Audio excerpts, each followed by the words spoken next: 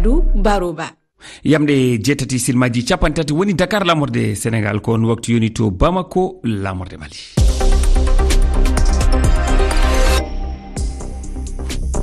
Tedduɓe heeɗiɓe refi fulfulde ko ɓuri tengtude kabaruji ɗi hannde oɗo subaka toggine pelle daraniɗe hakkeji yimɓe namdima yo sariya udditu tefore konnguɗi Talibou Dabo goto e hooreɓe fedde politique RPG tawtuɗo hannde laamu fadde ngu konnguɗi hollude wonde ɓe hooreɓe ɗiɗo société civile Oumar Silla e Biloba no guuri no celli ɓe nanguira tan ko saabu dejere leydi ndi ma en keɗo joom suudu Biloba holluɗo weltare makko e andude eɓe guuri eɓe celli to Mali caggal fodde balɗe tati na mbiyen le lebbi tati jafoɗon ko wuro jafraɓe diwal mofti hakkodere leydi ndi no woni e uddere ala ko natata ala ko yaltata wona guure wona cafaje yontere faltine yeeyoɓe mbaɗi mbawi nannude marchandise e dow ballal doronaji kono Mali. Sénégal Dakar heɓi maire keso inde makko ko Abbas Fall kanko woni ha ɗo jagorɗo halfinaɗo golle o ko goto e hooreɓe fedde paste fedde lamine nde ko hanki conseiller municipal o suɓimo o foti gollande Dakar naɓe tawa alhaali o humodirani e politique.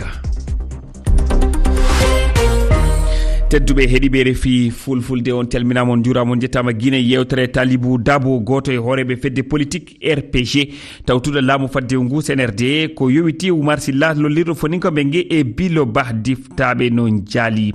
fedde daranide hakkille neɗanke tourno la page namdima cuuɗi Sarié Conakry kanko yo udditu tefore o alhaali fedde nde windani kadi jagorɗo toppitiɗo Sarié nde yamirta procureur nanga Talibou Dabo ɓe uddita tefore heñorande gam andude ko holɓe diftiɓe hooreɓe société civile Aïssatou Ba joom suudu Biloba holli omo welti tawde ɓattiɗo laamu ngu holli no andi fi joom galle makko e ɗimmo muɗum foninke men gue omo namdi yoɓe accite keɗoɗen mo e fandu haala Mamadou Adama Diallo. Monsieur Talibé Dabo ko yalti ɓe landimo fi Modian e fonike o ene ɓe wo Modian e fonike woɓe muta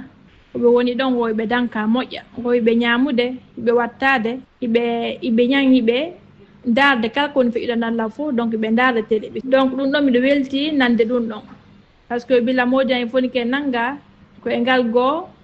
inete goɗɗo yalti hara ko wontanɗo laamu ngu ɓattiɗo laamu ngu yo wolu ɗum ɗon miɗo welti nande ɗum ɗon par ce que fof kan no andi ko laamu ngun ko lamɓe guine ɓe jogiti Modian e fonike kamɓe mari ɓe et puis kadi monsieur Talibé Dabo noon no wollide noon anday mo hooli kon mo wolde kon c'est comme si mo andi ha ko ɓe won noon donc kankon ko wonno wolde kon ɗon hanki gadi mo hooli ko ɗum ɗo haray komi lanto laamu guine ngu yoɓe akkitu Modian yoɓe akkituɓe par ce que ɓe luttotaɓe margol toon tum ɓe nangi ɓe waɗi